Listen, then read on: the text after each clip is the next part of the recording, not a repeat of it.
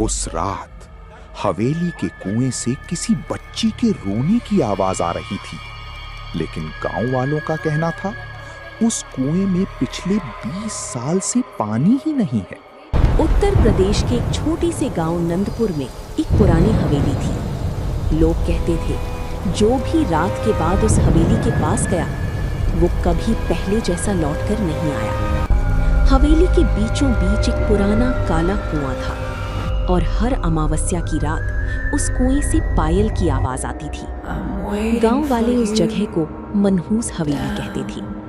एक दिन शहर से 3 लोग गांव में आए, विक्रम, सान्या और देव। तीनों खुद को प्रॉपर्टी एजेंट बताते थे। उन्होंने गांव वालों से कहा, ये हवेली अब हमारी है, हम इसे रिजॉर्ट बनाएंगे। गांव के बूढ़े मुखिया ने उन्हें रोका। उसने कांपती आवाज में कहा, बेटा, उस हवेली में इंसान नहीं, पछतावा रहता है। लेकिन तीनों हंस पड़े। उन्हें लगा गांव वाले अंधविश्वासी हैं। रात होते ही तीनों हवेली के अंदर पहुंच गए। पूरा घर धूल से भरा था। दीवारों पर अजीब निशान बने थे।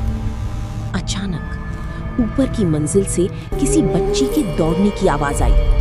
टक टक टक। सानिया डर गई, लेकिन विक्रम बोला, कोई गांव वाला हमें डराने की कोशिश कर रहा है। तभी एक बूढ़ी औरत अंधेरे से बाहर आई। सफेद बाल, कांपते हाथ और आंखें पूरी काली।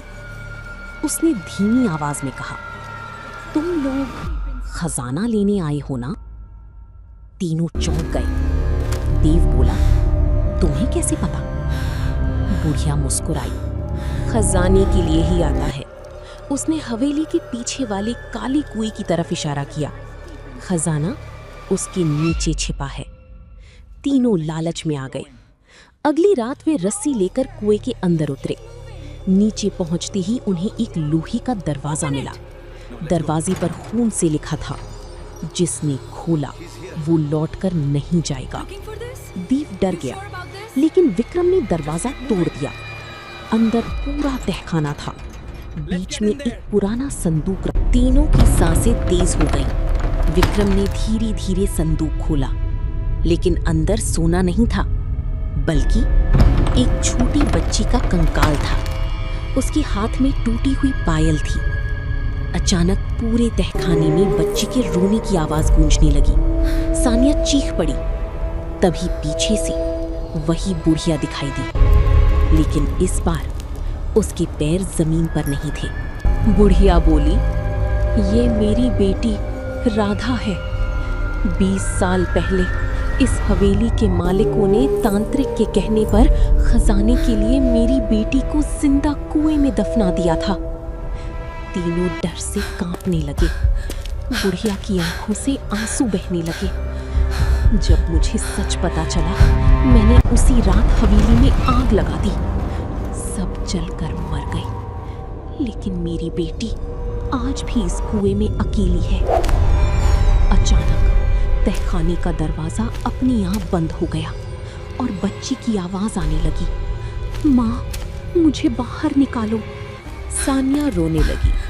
उसने कांपते हुए पूछा, तुम हमें ये सब क्यों दिखा रही हो? बुढ़िया गुस्से में चीखी, क्योंकि तुम लोग भी झूठे हो।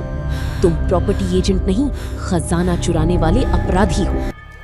तीनों के चेहरे उतर गए।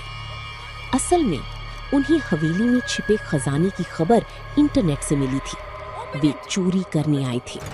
तभी पुलिस की आवाज सुनाई दी। गांव वालों ने पहले ही पुलिस को खबर कर दी थी।